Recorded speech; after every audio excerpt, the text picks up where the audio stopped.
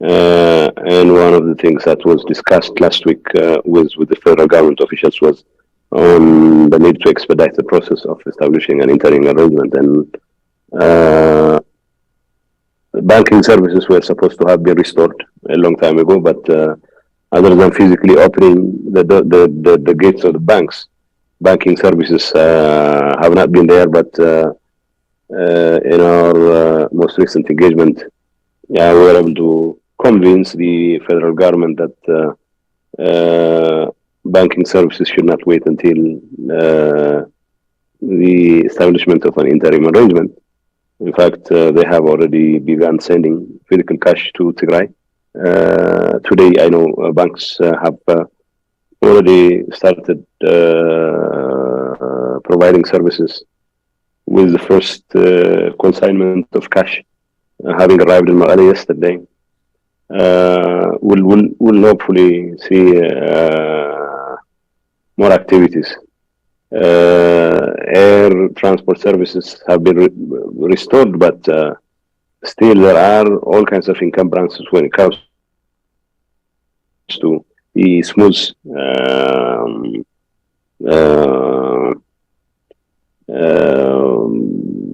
the smooth implementation of that part of the agreement. There are all kinds of obstacles to air travel, especially from Malala to other parts of the country. In fact, the excuse that was given to us was that there were some security concerns, but we have had our own informal discussions on this issue, and I think things are improving, and the number of flights have increased since yesterday. The most problematic area is the fact that no commercial traffic has been allowed to Tigray since the signing of the agreement, especially the neighboring Amhara region remains very hostile. The Amhara region is often characterized by the proliferation of all kinds of armed gangs, and tax collection has essentially been privatized, and that is not a good sign. And we have raised this issue with the federal government, and then it is incumbent upon the federal government to see to it that such hostile activities that are standing in the way of the flow of commercial traffic to Tigray should be addressed, and addressed in a manner that satisfies the demands of the people of Tigray. This remains to be challenged. We still have to do an inventory of the kinds of provisions of the Pretoria arrangement that have been achieved, and the provisions that have yet to be carried out by that. We've been trying to narrow whatever gaps there have been with formal and informal engagements that we have had since Pretoria. And at this point, I would like to thank Mike and his government for their principled position, although it's been very difficult when it comes to, as Ma'bel rightly pointed out, the African Union likes to punch above its weight.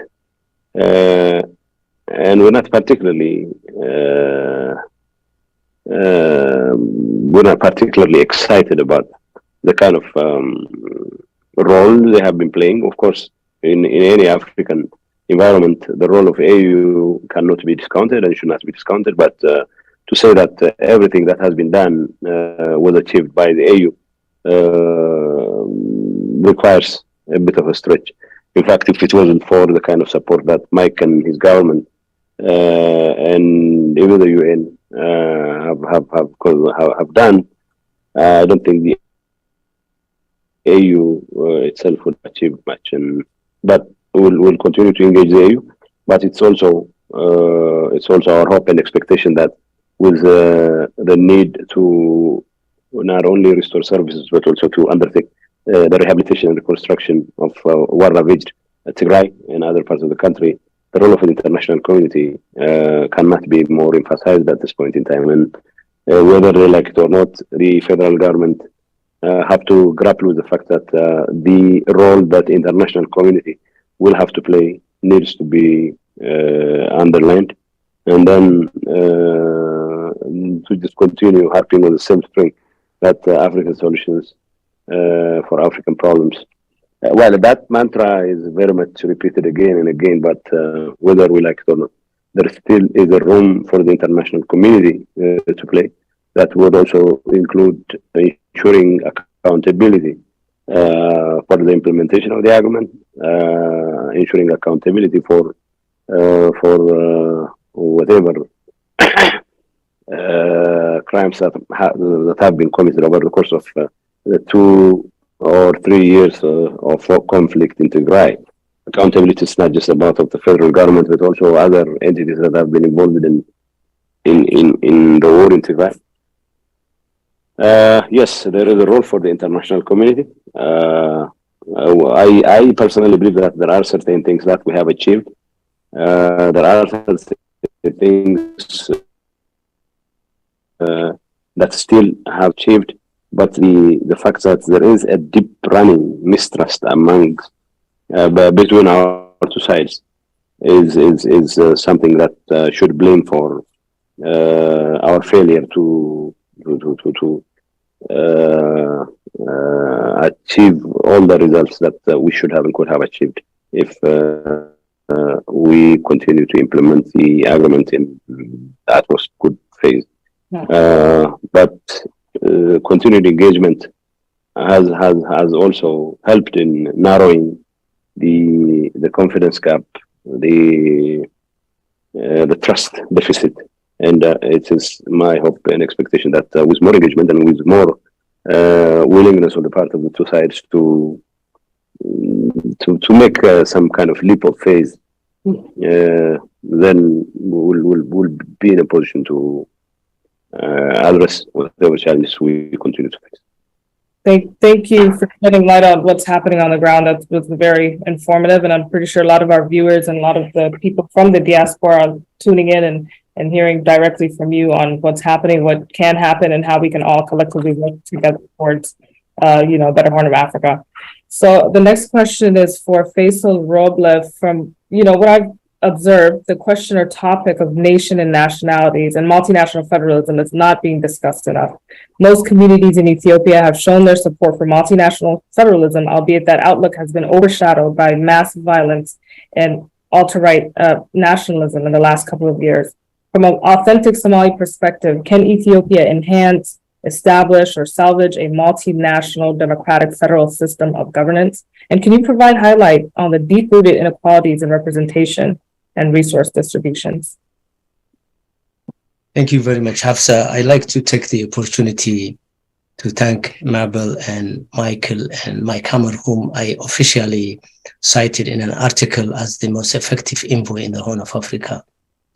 So I'd like to say that in public. I also like to thank Getachew, who really joined us today, while he's fighting some cold, and very much respect that.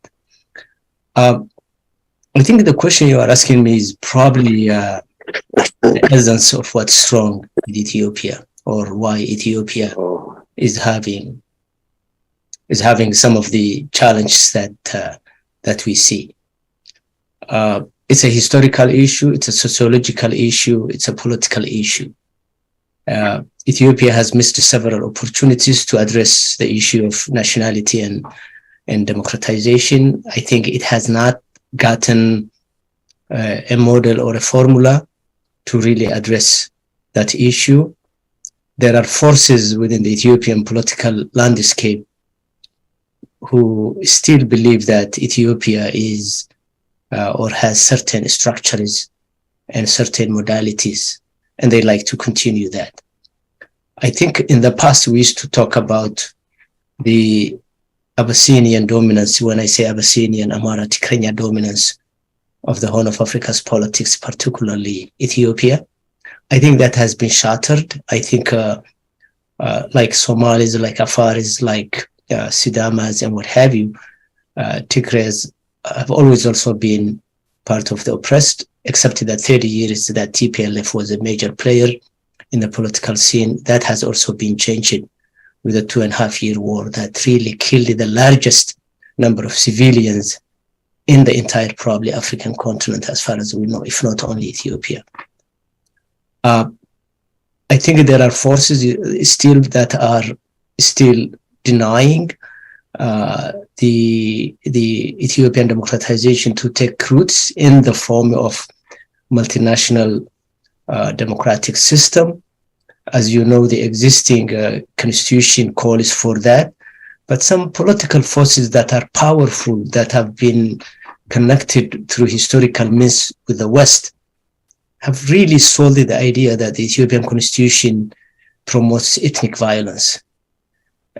And that is a sellable idea to the West, because the West has always been struggling with issues of inclusion or lack of inclusion for some groups, or even closing doors to some communities such as Black Americans, immigrants in Europe, what have you. So when somebody comes from the third world countries and completely trashes the idea of inclusion, they easily get it and they sell that idea. But those of us who know Ethiopia and who grew up there, who have lived experience there, I think probably ethnic federalism was the best thing that could have happened in Ethiopia if Ethiopia wants to go on and stay.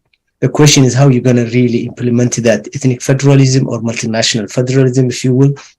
And I'm very well aware of the controversy between, in terms of meaning, between ethnic federalism versus multinational federalism. Western sociologists always like to use the word ethnic, whereas most Black African intellectuals shy away from that and wanted to use nationality or multinational. So having said that, I think Abiy's regime had another opportunity that was missed by the EPRDF to really democratize Ethiopia under the federal system, where multinational issues are addressed. When Abiy came to power in 2018, as you know, that he addressed not only to democratize Ethiopian political landscape, but he also reached out to the Horn of Africa states and wanted to expand that message of democratization. But that did not hit the goal. So the question is, to come to your point, can we enhance multinational democratic federal system in Ethiopia? I think yes. And there are, I would say, 3 political players in the scene that can help. I think Western powers can help us to understand when we say multinational federalism, we are not saying we have to break Ethiopia up into pieces. What we are saying is that we need to expand the political space, create safe space for people to practice their rights at the regional level, as well as being included at the national level. So the Western role is very key. They have not been understanding so far what we say when we talk about multinational federal system, but I hope as we go into this peaceful era between TPLF and Ethiopian federal government, some of those ingredients can be added into the process. That's number one. The other political force is the multinational groups who have been crying for political rights for generations, be it Somalis, Oromos, Tigray, Sidamas, and what have you. I think their voices need to be put into the mix. So far, they are not. They are absent from the political discussion. When I say the Oromo, I'm not talking about the PP that has the power, but I'm talking about the Oromo who feel disenfranchised, like the Somalis, the Afaris, and others. Then the third party or political group I like to come with some sense is the Amhara elite. So far, we don't see a rational Amhara elite that's coming to the surface to really address, respect, and accept that notion of equal access to power, political distribution at an equitable level to all groups, both at the regional level as well as at the political level. I think the last time that the Amhara elite attracted masses towards their ideology was in the 1970s, for right or wrong reasons, when the EPRP appealed to the hearts and minds of youth throughout the country, whether they were Somalis, Oromos, what have you. That factor has been lost. The current Amhara elite have beat the drum for the war. They were the main forces that have really played a negative role in the war in Tigray. And up to this point, as Getachew touched, the Amhara regional state, as well as some of the militia, are trying to kill the cessation of hostility, which in my opinion registered some major gains of course, frustration in terms of the pace at which things are being completed. But some of the elements in the cessation of hostility will go on for years, like the reintegration of the society and what have you. But the beginning so far is good. The very fact that last week the Prime Minister finally sat down with all the groups, the delegation that have been playing a role in the Pretoria peace agreement, in my opinion, is really a very major step that gives us hope that this peace deal would work. Having said that, I think there are some regional issues hopefully we will address when we come to the second part of this, which is the entire Horn of Africa, in my opinion, is exploding if we don't do some real positive work. And Mike probably is aware of what's happening in some parts of Somalia this morning and yesterday, that Lasano is really ablaze with fire. People are being killed, for meaningless, issues. And I think when is an area in the Horn of Africa starts bleeding, as Mabel was saying, the rest could also share that bleeding. So we need probably at one point to take a totality to look at the whole issue. And with that, I will stop. Thank you so much, Faisal. I know Ambassador Mike Hammer has another engagement soon. So I wanted to ask one question, and hopefully you can provide some remarks on this discussion and in general, with all the ongoing events in the greater Horn of Africa. So one specific question, I know, again, this is a somewhat male-dominated panel, but I wanted to talk about something, very, very pressing. Mass rape and conflict-related sexual violence has devastated the women, girls, and communities in Tigray. Not enough reports or resources are addressing this nightmare. So, Ambassador Hammer, how would you describe the gravity of conflict-related sexual violence in Tigray and across Ethiopia?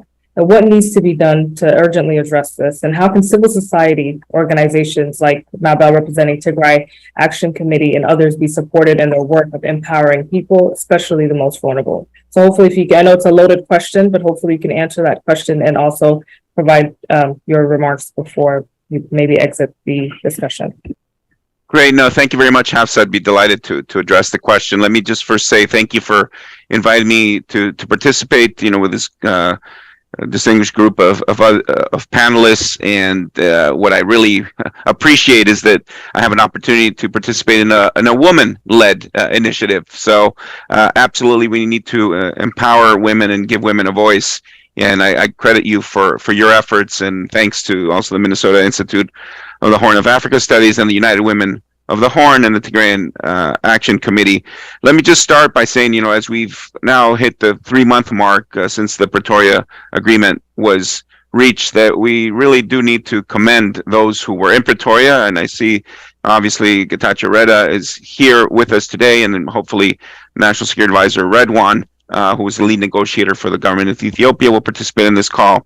But it's important that, as Getachew indicated, the guns have been silenced. And it is very important to remember that the name of the actual agreement is not the cessation of hostilities agreement, it's the permanent cessation of hostilities agreement. And by that, it is the United States' interest and focus to try to ensure that the agreement holds and delivers a lasting peace for the Tigrayan people and for all people in Ethiopia and for the affected other regions of Afar and Amhara. And I want to emphasize that we have supported African solutions for African problems. And while the AU obviously was in the lead, the United States is proud to have been able to contribute as an observer and be part of the negotiations, and continues to, on a daily basis, follow through to make sure that the implementation of the agreement is realized in the best interest of the people of Tigray and the people of Ethiopia. I will just say that it is heartening to hear from Getachew the progress that has been made and that continues to be made. And it is essential, of course, that all those who need humanitarian assistance are able to receive it. There's full restoration of services, and the progress continues to be made, that disarmament has begun. And certainly what we've seen with the beginnings of the withdrawal of Eritrean troops to the border, critically important, but that also needs to include the withdrawal of other non-ENDF forces from Tigray, as was agreed upon in Pretoria as you move forward with further TPLF disarmament.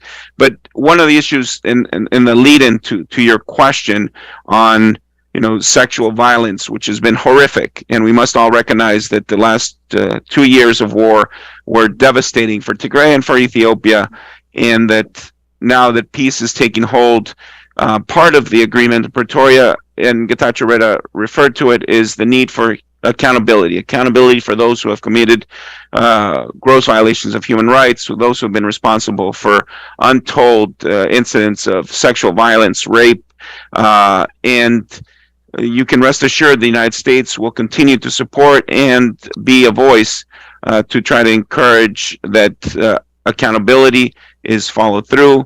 And that is something that we continually discuss with the government. Certainly, when Prime Minister Abiy was here for the African Leaders Summit and met with Secretary Blinken and our National Security Advisor, Jake Sullivan, and as well as in the follow-up call that the Secretary had with the Prime Minister on January 21st. So we will continue to push for that. You will see recently Linda Thomas Greenfield was in Somalia, and she's someone, who our UN ambassador, who is a voice for women, but importantly highlights the issues of abuse of women and sexual violence that occur in war. And our Assistant Secretary Molly Fee will be coming to Ethiopia on the occasion of the African Union Summit that's coming up now in mid-February, and will also be, I'm sure, addressing some of these issues. So the United States and the Biden administration is fully committed to trying to develop a strong partnership with the people of Ethiopia to support their efforts to achieve a peace and prosperity, and to deal with some of these difficult issues that we've seen through this past war, but also to ensure that as we look forward, that there's not now a growing concern in Oromia, and that there are going to be now similar incidents to what we saw in Tigray happening there. So, our embassy team in Addis, led by our Chargé Tracy Jacobson, is very focused on all issues pertaining to all Ethiopians throughout the entire country. And so while today we're very focused on making sure the implementation of the Cessation of Hostilities Agreement delivers for the Tigrayan people, that you can rest assured the United States will remain fully engaged and wanting to be a partner. And I applaud the diaspora, those Ethiopian Americans who are trying to be a force for good and to promote really a better circumstance for many, many Ethiopians who are struggling today. And I'm proud also that the United States is the greatest donor and supporter of humanitarian assistance to Ethiopia, and you can rest assured that will continue. But the work is not done. We know that it must have follow-up, and that is my responsibility as Special Envoy for the Horn of Africa to remain fully engaged. And I look forward to my next trip to Ethiopia in the not too distant future, but also to continue to have these conversations and looking for solutions and looking for the positive. There's been tremendous trauma and suffering, but it's important to rebuild, and that rebuilding and reconstruction needs to take place, and that for that you are going to need the international community. So I appreciate the voices that I've heard today calling for greater international support to reinforce again the developments that need to take place to create again the conditions for a better future for all Ethiopians. Let me stop there. I can spend a couple more minutes, but then as you mentioned, I have a prior event. But again, I appreciate this opportunity, and each time I do events like this, I learn from you, and it's invaluable to hear the different voices and concerns, and I hope you'll always find that the United States is a friend, is a partner that will want to be engaged. We may not agree on all issues, but we certainly want to hear the various voices, and when it comes to empowering women, you can rest assured that we'll be there in support, and I look forward to more exchanges like this. Thank you very much. Thank you so much, Ambassador Mike Hammer, for joining our panel, and especially for doing a short notice and being supportive. Michael Rubin, the Horn of Africa is changing in more ways than one. As a political analyst and a scholar, a researcher, what are your predictions on what may happen, especially given the endless violence export coming out of Eritrea, the unrest in Somaliland, the underreported mobilization and fight against Al-Shabaab in Somalia? Well, thank you very much. Thank you to the Minnesota Institute of Horn of Africa Studies. We can always use some good quality discussion of different regions in Africa and Washington, D.C. And if it takes Minnesota to get us there, more power to it. Thank you for what you're doing. Look, I'm married to a Russian refugee, and she tells a Russian joke about the difference between an optimist and a pessimist. The Russian pessimist is the one who says, no, things have never been so bad. War, violence, the economy, the environment, they couldn't possibly get worse. And the Russian optimist is the one who says, no, they can always get worse. So unfortunately, I'm going to give a little bit of an optimistic outlook to what I see right now. During the course of the conflict, I had the opportunity to ask a question to an Ethiopian official, a cabinet minister, and I asked, what mistakes, looking back over the last year and a half at that point in time, do you see that President Abiy has made? Or more like, I wasn't trying to get him to blame President Abiy, but what in internal discussions, is there any lesson learned? Is there any acknowledgement of how bad decisions had led to this point in time, to this violence? And I just got silence. I got the sense that at the very top within Ethiopia, there wasn't a willingness to have accountability, or at least a discussion about how Ethiopia had gone so far off the tracks and had become embroiled in this collective disaster, which has cost hundreds of thousands of lives, has displaced millions more, and is, I'm sorry, nowhere far from concluding. Because now that Pandora's box is open, it's going to be very difficult to close it, especially if President Abiy thinks he's won. That's the most dangerous situation. It's all well and good to have peace, but if he believes that the price is worth it, that's where we get further ethnic violence, state-centered violence against various groups into the future. What I'm worried about as well is, and I commend the Special Envoy Ambassador Mike Hammer, but as he knows, and I also commend, for that matter, the Biden administration, which from the very start has been very interested in the events in the Horn of Africa. President Biden is genuinely concerned about this. I'm saying this as someone who's politically opposed to President Biden, but credit where credit is due. He is sincere when it comes to this issue. That said, what I'm most concerned about, and this will get to your question with regard to the greater Horn of Africa region, is now that through the efforts of the State Department, through the efforts of the National Security Council, behind the scenes in discussions with the Kenyans, with the African Union, and so forth, we've gotten to this, well, I won't call it a peace agreement, but this truce. What I worry is that, and I say this as an analyst rather than an advocate, that the United States isn't going to maintain its focus. Once there is quiet, the attention in Washington, which traditionally has attention deficit disorder when it comes to national security, might move on in a different direction. I'm not talking about the Africa Bureau. I'm not talking about Ambassador Mike Hammer, who are very, very sincere.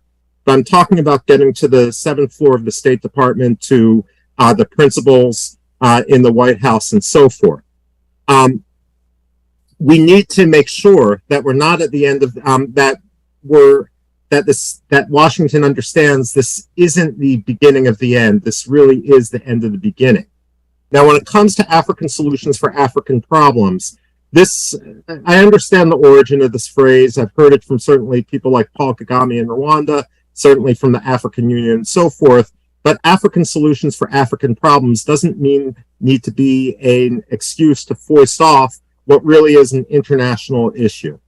Because if we want to look at African solutions for African problems, well, Truth and Reconciliation Committees, to make sure there is justice for the gender-based violence and the other crimes against humanity. We have, of course, precedents in South Africa. We have precedents in Liberia. We have precedents in Morocco, and so forth.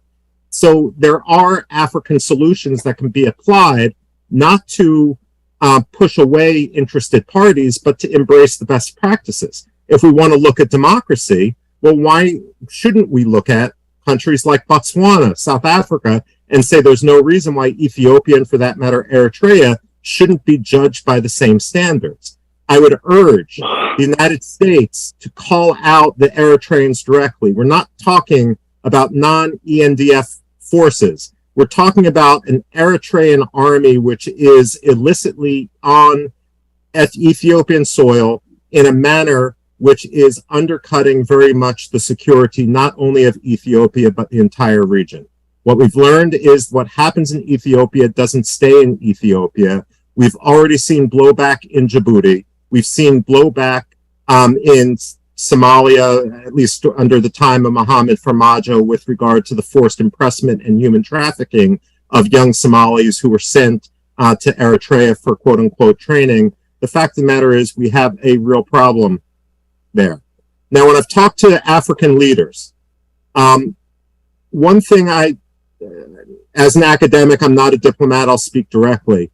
One thing that is a problem that has impact beyond Ethiopia's border is the personality of Abiy Ahmed. Abiy Ahmed not only has a messiah complex, which still continues, but as other African leaders and people who have been directly in the room with him in a way where I have not, say, there's a way that African leaders talk to other African leaders. And there's a way that African leaders talk to their people. And they're different. Abiy Ahmed doesn't differentiate between the two, and therefore he tends to want to spin a lot of lines and a lot of falsehoods that might have their place in a public declaration, but shouldn't have their place if you really want to have peace between equals, or if you want to bring in others of your peers, other heads of state and so forth, other heads of government, in order to ensure that there is a broader peace.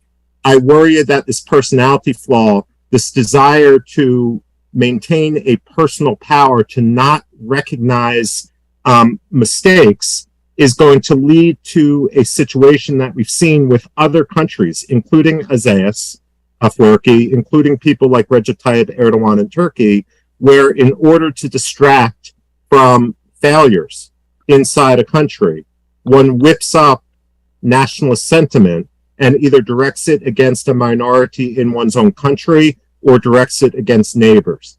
Ethiopia, because of the decisions of the last 2 years, has, let me put it mildly, it's failed to live up to its economic potential. And economic management is a very difficult issue. And I'm wary that the that the Ethiopian government is not up to this, and that the international community and the African Union don't have the attention span to ensure that we're not rewarding Abiy for the violence which has been perpetrated, but at the same time, we're not allowing that violence to become a distraction from much more serious issues that need to be discussed within Ethiopia. And that's the problem. And I say this in conclusion, that threatens to undermine the stability of the broader Horn, Sudan, Somalia, Somaliland, Djibouti, and so forth. Thank you. Thank you, Michael Rubin. That was, again, very, very informative. Mr. Getachew Reda, I would like to direct this next question to you. Hopefully you're still with us, and I'm happy that you are. I know you're not feeling too well. There are reports and conversations coming out of Tigray and even within the diaspora that there are efforts to block or hinder the documentation of acts of genocide and war crimes. Are these true? And what is the government of Tigray doing to support accountability and transitional justice, as you mentioned, you highlighted briefly earlier?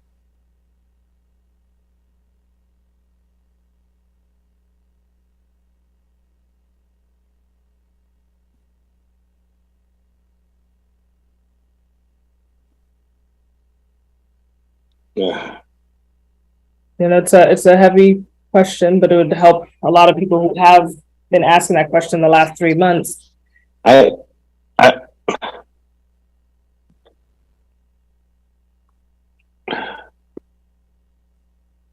you able to hear me? Hafsa. Yeah. can't hear you. I can't hear you. Are you able to hear me now, or? Well, I haven't heard a word. Okay, well, let me repeat, I guess, the question. I said there are reports and conversations coming out of Tigray and even within the diaspora that there are efforts to hinder perhaps the documentation of the acts of genocide that happened in Tigray, or the war crimes, right? And that, you know, that maybe the government of Tigray doesn't support the transitional justice process of some sort. But I mean, what are your views? I know you highlighted that briefly earlier, but what are your views on that rhetoric, that very, you know, dangerous rhetoric that it's, you know, that's taken over the diaspora and many other communities as well? Well, to the extent that people have suspicions about the government of Tigray trying to hinder the whole issue of accountability, I think that's absolutely preposterous. For one thing, to assume that we would negotiate away accountability is downright reckless, because I cannot negotiate away accountability.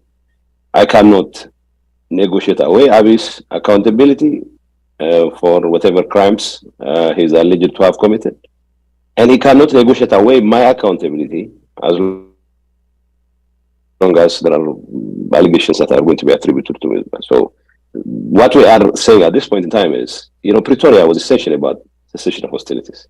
It was about silencing of the guns. But there were a number of issues that were included in Pretoria that we knew would be problematic, especially when it comes to the implementation process. So what we have been doing so far is try to improvise as we go, and expect to create an understanding between our two sides. The whole issue of transitional justice is something something that is being discussed, but accountability for the government of Tigray to even consider for a moment standing in the way of accountability in whatever form, that's downright unacceptable. I mean, it's whether diaspora. I mean, I have heard some ridiculous stories of the Tigray government standing in the way of I don't know, or tampering with documentation. Why would that happen? There is no such a thing as Tigray government trying to tamper with evidence, because what we want to achieve in Tigray is justice to our people. We have lost hundreds of thousands of people. All kinds of heinous crimes have been committed against our people. And to even consider for a moment that this is something we will negotiate away, it's kind of painful. I know, I understand. There has been a very critical lack of communication on our part, mostly because we wanted to capitalize on the cessation of hostilities agreement. You know, we have tens of thousands of war wounded who need to be taken care of. There are no medical supplies. We have millions of people who have been displaced, and we have to take care of the displaced.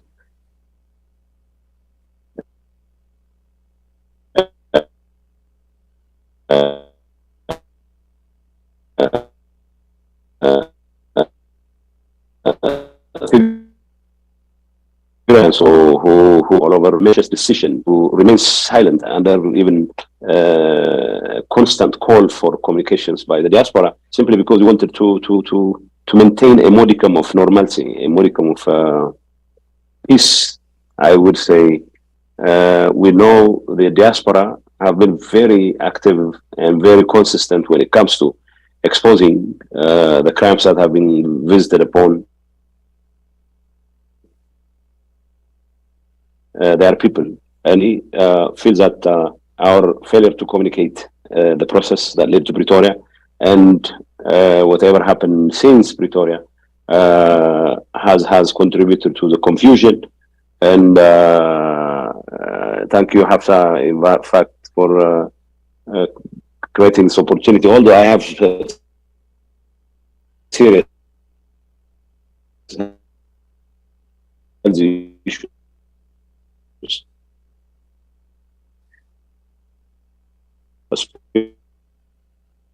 As physicians and the international on areas that mean a lot to the not just to the peace of Tigray, but also to the very survival and existence of the people of Tigray. As a nation, we've been threatened, and our survival has been at stake. And what we're trying to achieve at this point is to make sure that the kind of conflict that was claiming hundreds of thousands will not end up claiming the entire Tigrayan population. And I think we have achieved a modicum of results in that regard, but this is something we still continue to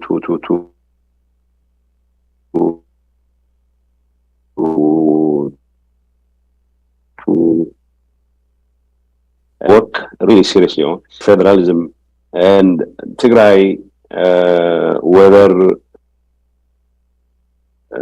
Abiy has an appetite for multinational federalism is irrelevant. Because if he is generally interested in maintaining a modicum of normalcy in Ethiopia, the only way he can achieve that is by recognizing the fact that Ethiopia is a multi-ethnic society, and there is no way that state could survive without duly recognizing this fact.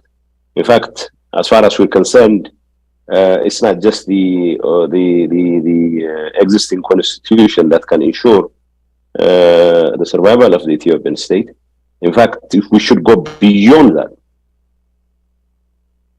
and probably renegotiate the constitution to such an extent that we'll have more freedom, not less freedom, more autonomy, not less autonomy. So, yeah, there are a number of issues we could raise. Like I told you, we still live in a very troubled region.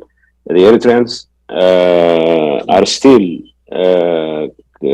creating more problems, not only in Tigray, but also in other parts of the country, and in Sudan, in Somalia, and elsewhere in the region. And this is something we should really be worried about.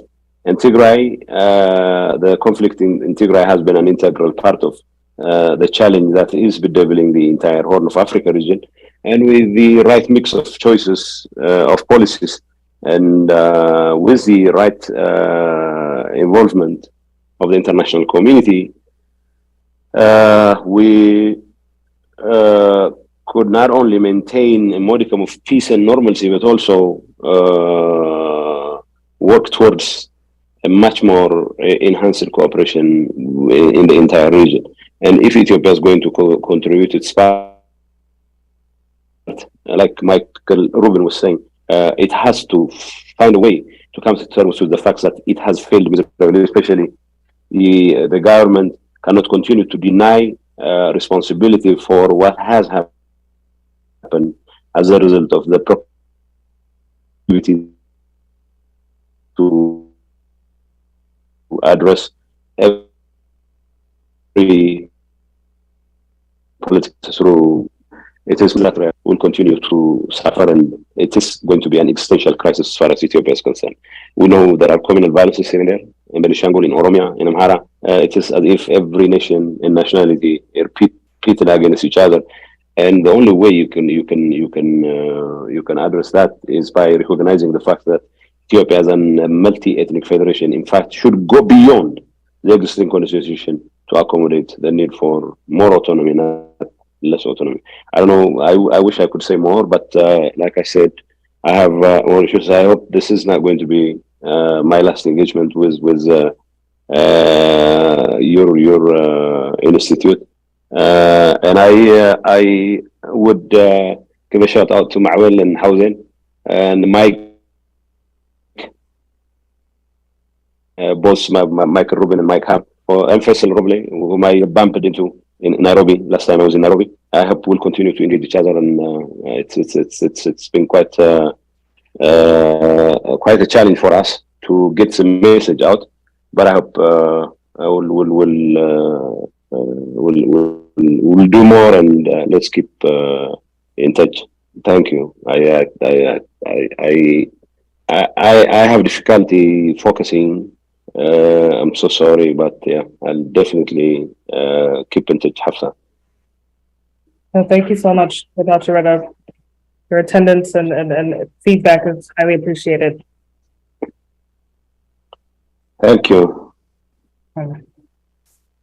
So current intercommunal and interfaith violence is ravaging Ethiopia. We are hearing on the 12th of this month, Orthodox churches are conducting public rallies. The likelihood of these rallies turning violent is indisputable.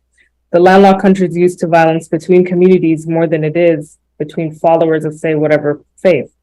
Faisal, in your own words, how can conflicts between Afar, Somali, Oromo, Amhara, Tigray, and now Orthodox followers be effectively resolved? And do you view the intercommunal conflicts, existing in parts of Ethiopia, connected to atrocities happening in places like Las Anod?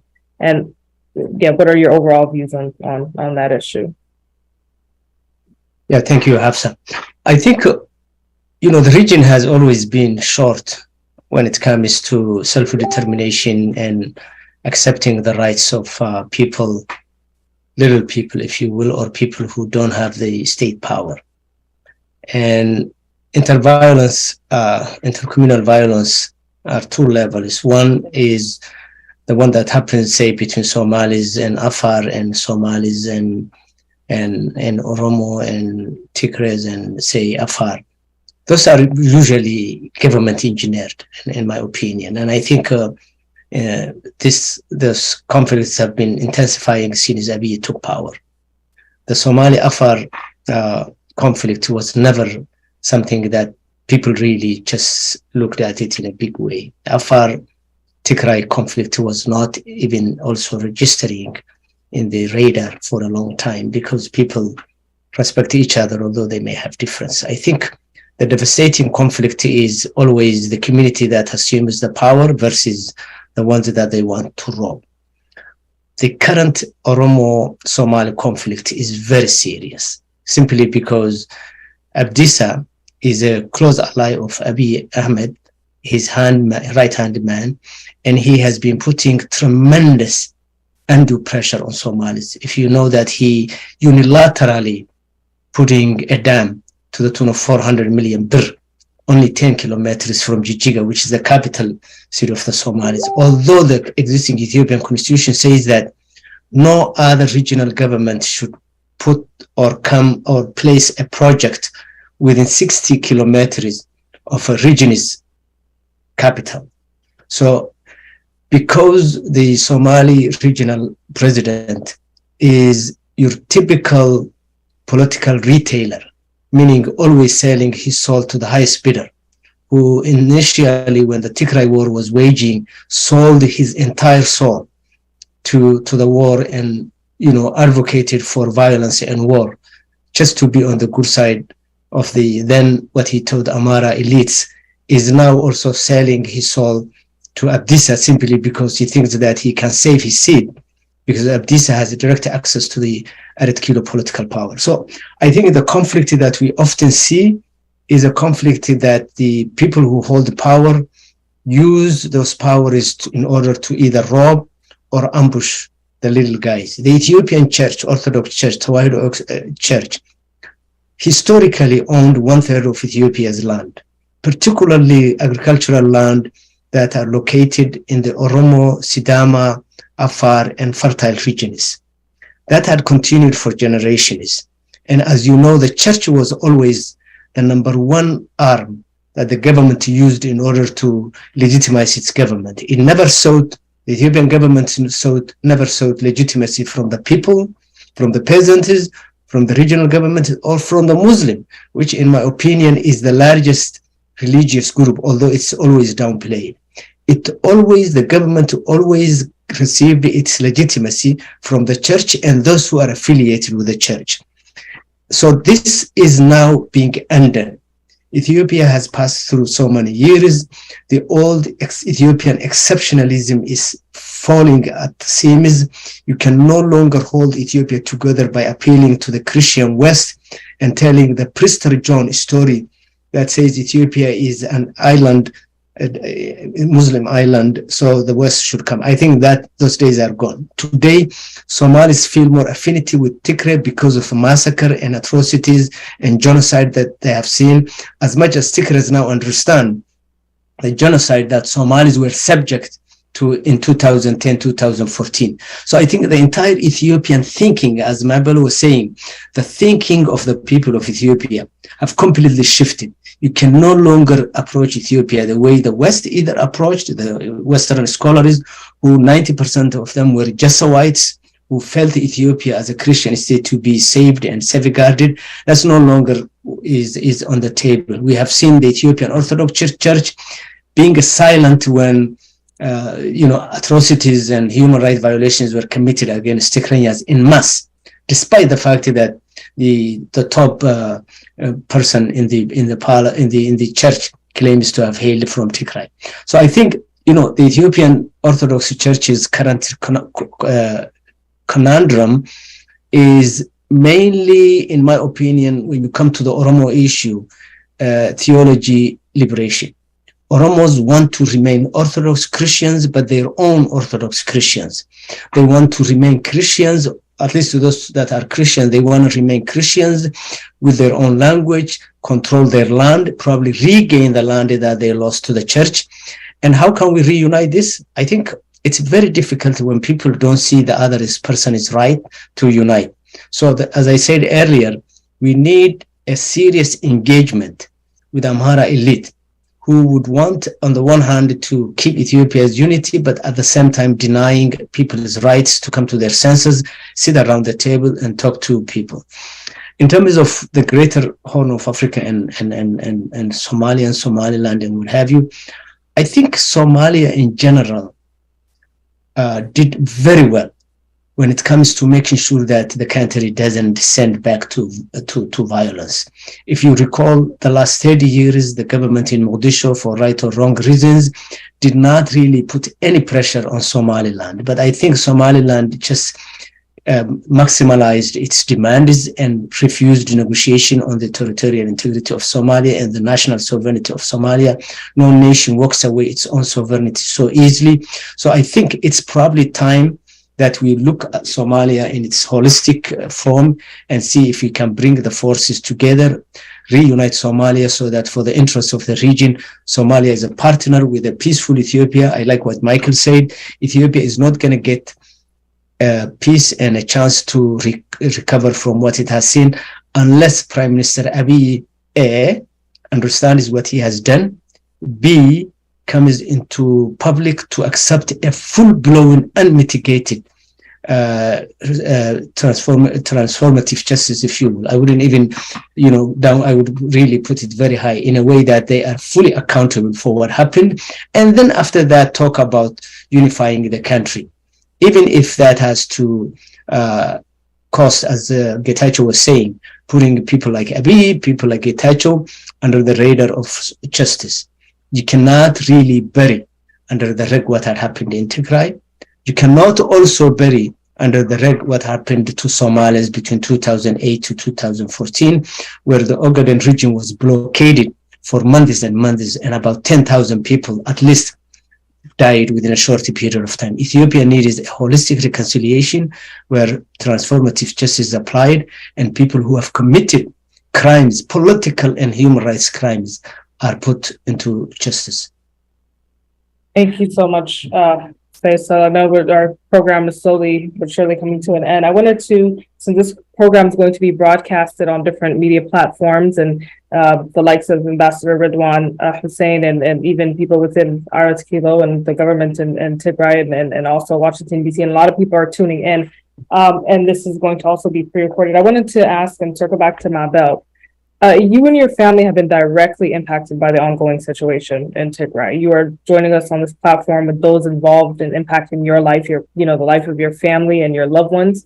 What message would you like to communicate to Ambassador Ridwan, who's unable to join but will be watching and will be hopefully reaching out, Getachew Reda and Ambassador Mike Hammer and other leaders who play a role in the direct impact on so many lives? Well, thank you for that question, and thank you for the opportunity to answer that. Really quickly, before I do answer that, I just wanted to mention there was a mention earlier about Tigrayans being a part of the oppressed group, except for 30 years of EPRDF, and that kind of language is what's caused this. That is a part of the hate speech. That's a part of the mythology as to why Tigrayans are being targeted. During EPRDF, Tigrayans were not, within Tigray and some in the diaspora as well, were not living a luxurious life full of this and that. No, Tigrayans were still very much struggling. There were barely roads. It was a lot of issues within Tigray. So for this idea to continue, even after the genocide has taken hold, after all of the things that we've experienced, for it to still be said today is disappointing. But I just want to clarify that that's not actually factual. There may have been Tigrayans that lived in Addis and other places that were making a lot of money, living a great life and what have you. But within Tigray, that was not the case for many, many, many Tigrayans. And to answer the question that was just asked, I'd like to share my disappointment. I'd like to share my disappointment with all the men that are here. Hafsa is the only other woman, but millions have died. Hundreds of thousands of women have experienced conflict-related sexual violence, which is mass rape. Rape at a level that is so atrocious, it's genocidal. Genocidal rape is being used against Tigrayan women, hundreds and thousands of them. Thousands are still starving today. Medical aid is not available. In fact, I was reading today that medical aid is more expensive than beer within Tigray right now, and that's the reality that Tigrayans are facing. Networks is still not working. We could see when Getachew was here, he was having a hard time connecting. His network kept going in and out. That is still happening. Many Tigrayans have not spoken to their family members. Many Tigrayans are missing their family members, unsure who has died and who has not. I've only been able to speak to a very select few of my family members, and I'm grateful for being able to speak to them after almost 3 years, but I still have not spoken to the rest of them, and that is the reality, again, for the majority of Tigrayans. The majority of Tigrayans that are living in Tigray that do not have any connection to the diaspora, that do not have any connection to the outside world, are starving to death, are still living in caves and what have you. Nothing has truly changed, and yet we are at a place where we're talking about peace, about the next day, about this and that. The IDP centers are still full of Tigrayans trying to figure out what's going to happen today, not tomorrow, because they can't think that far. They're still here trying to survive today. This is our reality right now. And so I am incredibly, incredibly disappointed. And I would hope that the change, although it's going to take its time and there's a process and what have you, it would be faster than this. We are past 3 months since the COHA was signed, and yet still it is very, very, very slow. Today's excitement on Twitter from Tigrayans that are in Tigray is the fact that they were able to go to the bank. 1 or 2 of them were able to go to the bank and take some money out. That is, again, a luxury for Tigrayans living in Tigray. That is not a luxury for you and I living here who are able to join the Zoom. That is an actual luxury to be able to go and get $5 from the bank. And so I'm incredibly, incredibly disappointed that this is still our reality. I'm incredibly disappointed that Eritrean forces are still within Tigray, because that is affecting us. Women, again, are being re-raped by these forces, and yet all we can do is come and have a conversation about it.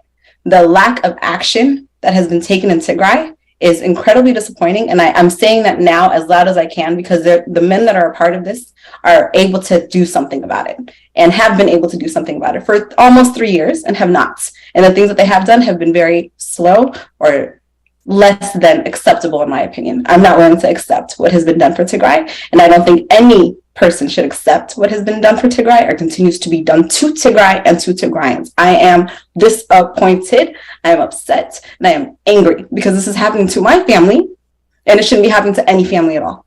None. I'm so, so angry, and my anger will probably continue forever. The trauma that Tigrayans have experienced is not going to go away, and it is every single Tigrayan that has experienced this trauma. It is not just Tigrayans within Tigray. It is not just the diaspora. It's every single Tigrayan that is from Tigray has experienced trauma that will never leave them. And so what are we to do with this trauma? The women that have experienced CRSV are the ones that are taking care of other women who have experienced CRSV. No one is helping them. The children who are experiencing these traumas are not in school. They have missed almost 3 years of school, and they were missing school before then too, because of COVID, because of locusts, because of all types of things. What is going to happen to them? So when we're talking about accountability, we're talking about justice, we're talking about peace processes that are not inclusive of women nor anyone else. The only people that are being included are GOT and GOE. That is not acceptable. That is not something that should be accepted by anyone.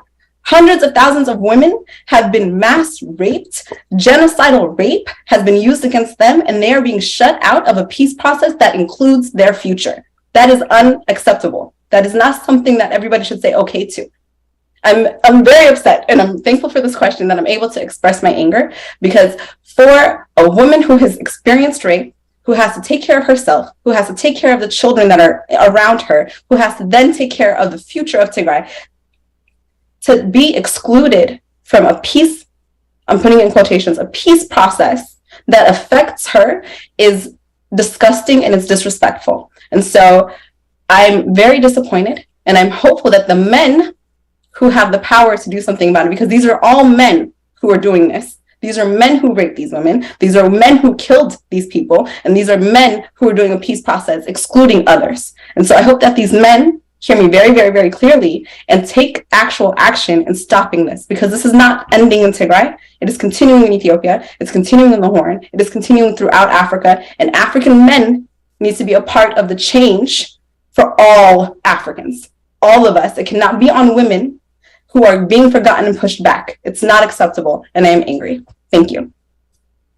Thank you, Naba. I'd second and validate those expressions and feelings. It's true that women are completely left out of this discourse and in general in peace processes, even though they are the most susceptible to violence and rape and displacement.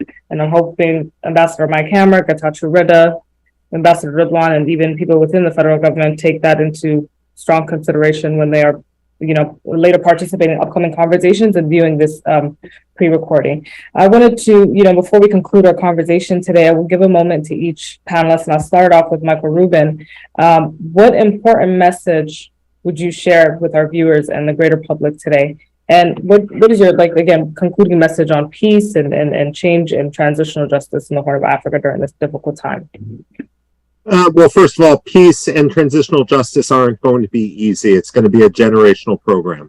My message to your audience would be, let me put it this way. My advice to your audience would be that if you want to influence American policy outside the Horn of Africa, in Europe and so forth, it's important not only to write for Ethiopian or Tigrayan portals, but actually to write, because the issues in the Horn of Africa should be at the top stage of the international discussion.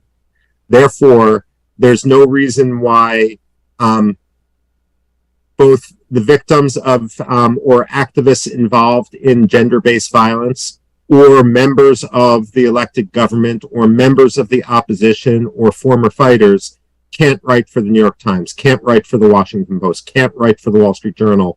That should be who your audience is if you want to influence American policy. Simply to complain that the Americans don't understand on chat forums or Twitter that are only read by others who are outside of Washington isn't going to help. So in sum, my advice is it shouldn't be me who's writing about the Horn of Africa for the American audience. It should be you and your those watching this program, regardless of what your perspective is. It's important that no one filter your perspective and that you give it directly to the American audience. Thank you. Thanks. I'd like to ask Chris Roble for his concluding thoughts, his overall message on peace and transitional justice and change in the Horn of Africa. Yeah, I don't expect it, just as Michael said, a quick solution to Ethiopia's political crisis and political problems. I read what Mabel is saying in terms of how the level of trauma that Tigray women have been subjected to. And I think I said in many programs that it will not take to heal 10 years, 15 years, 20 years. This nation would take years and years and years and generations to deal with this, and it will not go away, because political actors who, as she said, mainly are men, talked in a smoky room, will resolve this. Nobody would want today in earth to be in the shoes that Tigray people are, to be honest with you, what they have seen and I've been very vocal about this issue. In terms of Ethiopia's direction, I don't think you can have your cake have it and eat it. You cannot have peace and reconciliation and what have you in Tigray, but at the same time carry the longest and most largest scale war in Oromia. Just is Abiy ready to repeat what he has done in Tigray now in Oromia? Because while we see some positive activities, although it might not be satisfactory to everybody, in the Tigray front, the Ethiopian government is starting a huge war in Oromia. The Somali region is becoming literally anarchic in many ways. Most people may not know, and Michael is right. If you don't take the message to the people who make decisions for the world, they may never hear. The Somali region is one of the most volatile region from point of corruption, from point of security. Things are festering. The relationship between Somalia and the Ethiopian Somali region is not good. Somaliland and Region 5 are at loggerheads with each other. That whole area is being forgotten both by the world as well as by Ethiopia. So I think maybe we will need to take a look at the Tigray issue in a very, very serious way. Not window dress issues, not reach a quick solution. I welcome the cessation of hostility. I welcome the silencing of the guns, because I think a TPLF leadership is genuine when they say that what they have now was the only solution that they can get. Michael, I disagree with you. We talked to America left and right. America has heard us full ears. Mabel and young generation cried out of their language for the last 2 years. What we got it some lukewarm reception. So it was not because of lack of effort. It was because of America's strategic priorities, which doesn't usually sit well with the little people. You are a Jew man and you understand what happened in the Second World War. For many years, America, neglected what the Germans were doing until last minute. And now we are doing a last minute, band-aid solution to the Tigray issue. And I welcome that. Nothing is worse, than people dying on a daily. So I think, Mabel, I like to give credit to the leadership of Tigray. They did what they could do under the circumstances. They were on the verge of annihilation between the forces of Abiy and Eritrea. They fought like a woman, like a man, stood their ground is. But this is what we get it, and let's work with what we have to the extent possible. And people like Michael really can be advocate for us. Thank you.